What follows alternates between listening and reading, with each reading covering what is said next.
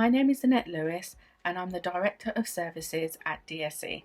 Today I'm going to share with you some top tips on learning and development for you and your team.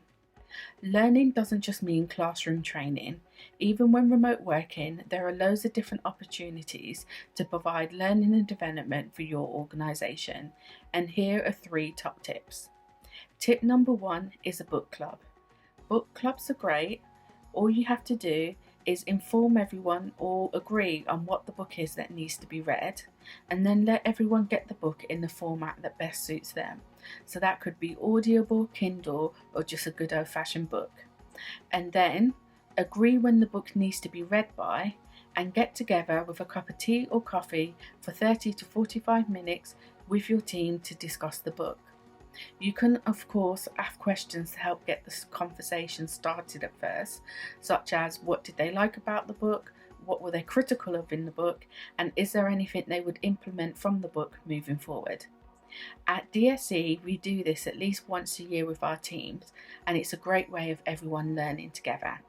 Tip number 2 is a resource hub. There's lots of information available online right now, from training, articles, blogs, and also podcasts.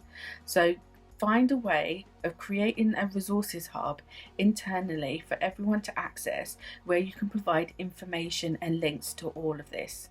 This is a great way to encourage everybody to review and to share things that everyone might find useful. Tip number 3 is a support or peer review groups.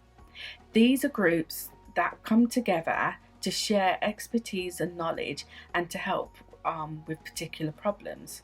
People who attend the meetings may share a particular problem or difficulty they're experiencing at the moment, and the people within the group will give their experience of how they dealt with it, or just some tips that they think might help.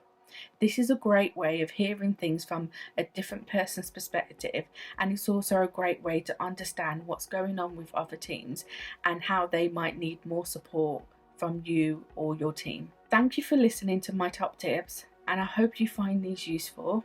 I'm now going to hand you over to my colleague Kathy Shimin, who's got some further insight to share with you.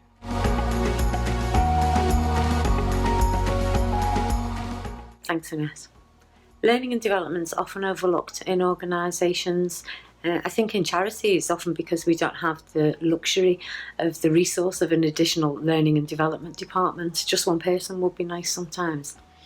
Thing is, it's still a manager's responsibility to make sure that people are getting learning and development opportunities, whether they're working in normal circumstances or in these remote working conditions that we have going on at the moment. 3 things to think about. In this context, the manager's role and responsibility is about being facilitator support, making sure that that learning and development can happen for people. So helping people to identify what their learning aims and objectives might be, giving them the time, space, freedom to go and research where they might get that learning and development opportunity, and having an agenda item at all team meetings and definitely at all one-to-ones around learning and development, what people's plans, hopes, aspirations are, and also what your expectations are too. The second thing is about planning before and reviewing afterwards. If anybody is ever going on a work-based learning experience, it's important that you have a conversation with them beforehand as a manager, so that you can help them to make sure that they're set up to get the most out of their training, and equally to have mutual expectations about what they will bring back from the training to put into place in their own role, and what may they be able to share with other colleagues and departments within the organisation. The last thing is, be the champion and learning and development person in your organisation, even if you don't have the luxury of that in a department. I strongly believe anybody can be a leader. If nobody in your organisation is leading on learning and development, take the reins. If you need some help, give us a shout at Directory of Social Change. See you soon.